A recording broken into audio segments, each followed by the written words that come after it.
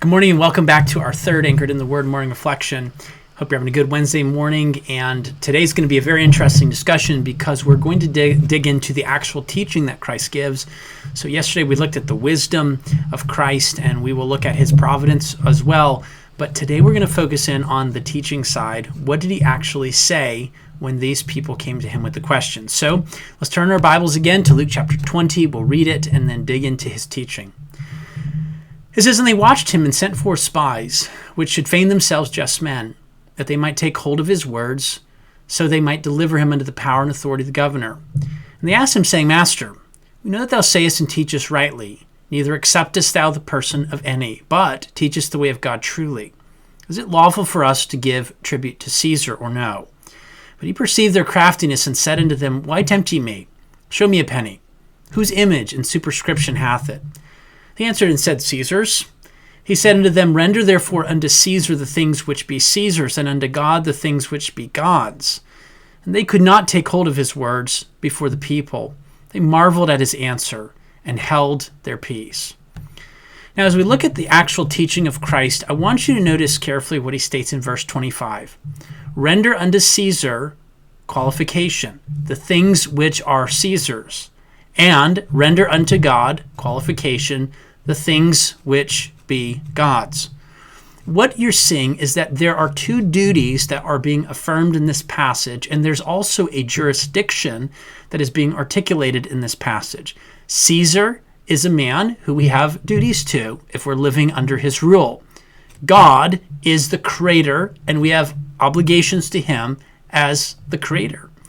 But the obligations to God and to Caesar are bound by their jurisdictions, and this is very, very important. One jurisdiction is limited, and the other is unlimited. But before we get into that, I want you to notice how they framed this question. The question was framed as an either-or. Either you render to Caesar or you render to God. It can't be you do both. This is the way that they're framing the question. But the way that they framed the question was completely ignored in the way that Christ answers the question. How you ask a question actually is very important. And questions can be asked with an agenda, and that's exactly what's happening here. I'll give you the very first question in the Bible, the very first question that came with an agenda, and that was in Genesis 3. Hath God said, You shall not eat of every tree in the garden? You will not die. God doth know in the day that you eat thereof, your eyes will be open. You shall be as gods, knowing good and evil. When Satan asked that question, he wasn't wanting information. He was trying to plant doubt. He was trying to use it to accomplish an agenda. It began with a bias. We could see another example of this in Deuteronomy chapter 29, where people try to answer every question they can imagine. And what does the scripture say? There are some things that God doesn't answer, and there are some questions he never addresses. What he has stated, that's what you should worry about. And so in Deuteronomy 29, he says the secret things belong to the Lord. But the things he's revealed belong to us. Why? So that we might do all the words of the law of God. God gives us everything we need to know, but not necessarily everything we want to know. And that's an important piece for us to think about here. A third passage that's important is a passage where they ask Christ a question about the resurrection. And that is in Matthew 22.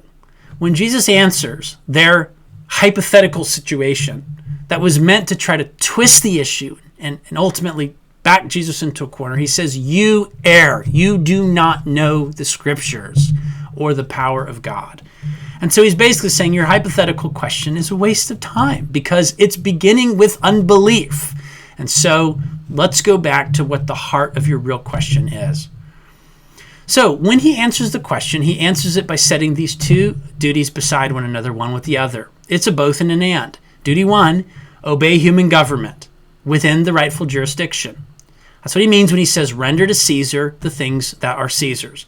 Limited jurisdiction is what he means by the things which are Caesar's. Not everything that Caesar demands necessarily falls under his jurisdiction.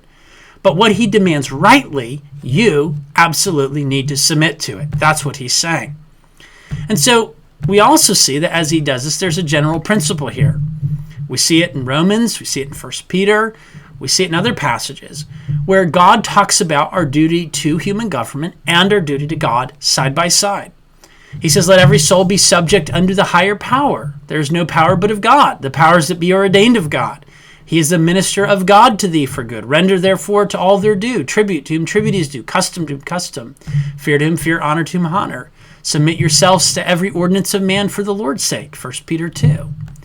What do these passages affirm? Our duty to human structures of government. But human structures of government that ultimately are ordained by God and are not in conflict with God's ultimate commands. What we see, though, when we deal with human government is that there is always potential for conflict. And this is not just true with the government. It's true in lots of areas of authority structure. For instance, in Daniel 3, you have Nebuchadnezzar demanding that the people worship him. This is outside his jurisdiction. And so Shadrach, Meshach, and Abednego say, O King Nebuchadnezzar, we are not careful to answer you on this matter. If our God, whom we serve, chooses to deliver us, then we will be happy. But if he doesn't, we're not going to submit to your idols. That's what he says. Or in Acts 5:29, Peter and the other apostles answer the Sanhedrin and say we ought to obey God rather than man. What does that show you? There is real jurisdiction, but it is limited jurisdiction. Human government is a divine institution. It derives its rightful authority from God. We should be honorable citizens. But we have a second duty that sits beside this. And that is a higher duty that not only sits beside, but actually is over. We are to obey God in everything.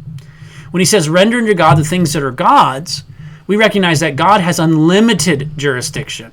There is no area that God would demand of us that we could say rightfully, well, it's not his jurisdiction. That would be true with human authority, but never with God.